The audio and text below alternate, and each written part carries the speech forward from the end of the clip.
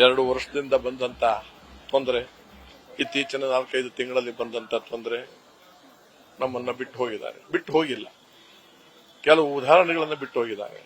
ಇವತ್ತು ಕನ್ನಡ ರಂಗಭೂಮಿಗೆ ಅಥವಾ ಸಿನಿಮಾ ಜಗತ್ತಿಗೆ ನಷ್ಟ ಅಂತ ಹೇಳಲ್ಲ, ಕನ್ನಡಕ್ಕೆ ನಷ್ಟ, ಕನ್ನಡ ರಾಜ್ಯಕ್ಕೆ ನಷ್ಟ. ಆಕೆಯ ಬಾಯಿಂದ ಬರ್ತಿದ್ದಂತ ಭಾಷೆಯ ಪ್ರಾವೀಣ್ಯತೆ ಬಹುತೇಕ ಜನರಲ್ಲಿ ಇಲ್ಲ ಅಂತಕ್ಕಂಥದ್ದು ನನ್ನ ನೋವು. ಆಕೆ ಎಷ್ಟು ಶ್ರದ್ಧೆಯಿಂದ ಅಚ್ಚುಕಟ್ಟಾಗಿ ತಯಾರಿ ಮಾಡ್ಕೊಂಡು ಬಂದು ನಿರೂಪಣೆ ಮಾಡುವಾಗ ಒಂದೇ ಒಂದು ಇಂಗ್ಲಿಷ್ ಭಾಷೆಯನ್ನು ಕೂಡ ಉಪಯೋಗಿಸದೆ ನಿರರ್ಗಳವಾಗಿ ಕನ್ನಡವನ್ನ ಹೃದಯಕ್ಕೆ ತಟ್ಟೋ ಹಾಗೆ ಸರಳವಾಗಿ, ಸುಲಭವಾಗಿ, ಸುಲಲಿತವಾಗಿ ಮನಮುಟ್ಟುವ ರೀತಿಯಲ್ಲಿ ಕರ್ತವ್ಯವನ್ನು ನಿರ್ವಹಿಸ್ತಾ ಇದ್ರು ಅನ್ನೋದು ನಾನು ಬಹಳ ಇಷ್ಟಪಟ್ಟಂತವೆ. ಡಾಕ್ಟರ್ ರಾಜ್ಕುಮಾರ್ ಅವರು ಹೇಗೆ ಕನ್ನಡಕ್ಕೆ ಒಂದು ದೊಡ್ಡ ಹಸ್ತಿಯೋ ಭಾಷೆಗೆ, ಅದೇ ತರದಲ್ಲಿ ಈಕೆ ಸ್ತ್ರೀಯಾಗಿ ಒಂದು ದೊಡ್ಡ ಆಸ್ತಿ ನಾವು ಕಳ್ಕೊತಾ ಇದ್ದೀವಿ.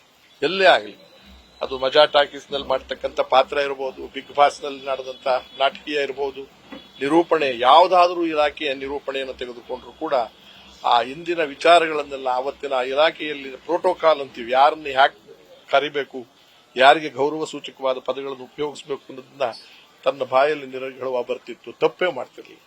ಆಮೇಲೆ ಸಾಮಾನ್ಯವಾಗಿ ಈ ಫೀಲ್ಡ್ಗಳಲ್ಲಿ ಹೆಣ್ಣು ಮಕ್ಕಳು ಮತ್ತು ನಮಗೆ ಕಪ್ಪು ಚುಕ್ಕೆಗಳು ಬರೋದು ಜಾಸ್ತಿ, ಯಾವ್ಯಾವುದೋ ಕಾರಣಕ್ಕೆ ಸಣ್ಣ ಸಣ್ಣ ತಪ್ಪಿಲ್ಲದೆ ಇದ್ರು ಕೂಡ.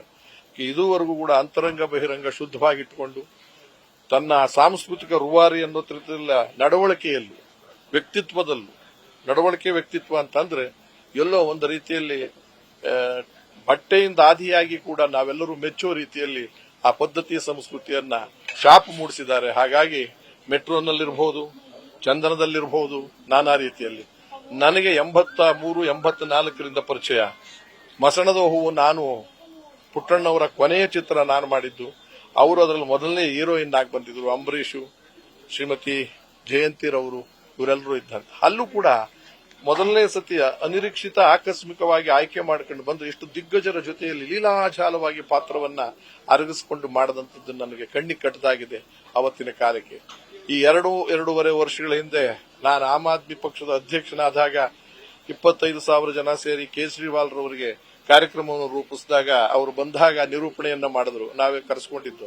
ಆ ನಿರೂಪಣೆಯಲ್ಲಿ ಅವರು ಕೂಡ ಕರೆಸಿ ಮಾತಾಡಿ ಹೇಳಿದ್ರು, ಎಷ್ಟು ತಪ್ಪಿಲ್ದ ಹಾಗೆ ನಿರರ್ಗಳವಾಗಿ ಮಾತನಾಡ್ತೀನಿ, ನನಗೂ ಕೂಡ ಕನ್ನಡ ಅರ್ಥ ಆಗದೆ ಇದ್ರು ಅರ್ಥವಾಗುತ್ತಲ್ಲಮ್ಮ, ಆ ರೀತಿಯ ನಿನ್ನ ಭಾವನೆಗಳಿತ್ತು ಅಂತ ಹೇಳಿದ್ರು. ಅಂತ ಒಂದು ದೊಡ್ಡ ಆಸ್ತಿಯನ್ನು ಕಳ್ಕೊಂಡಿದ್ದೀವಿ. ಇದು ಒಂದು ಮಾದರಿ ಅಂತ ನಾನು ಹೇಳ್ತೀನಿ ಎಲ್ಲರಿಗೂ, ನಮಗೆ ನಿಮಗೆ ಎಲ್ಲರಿಗೂ ಕೂಡ.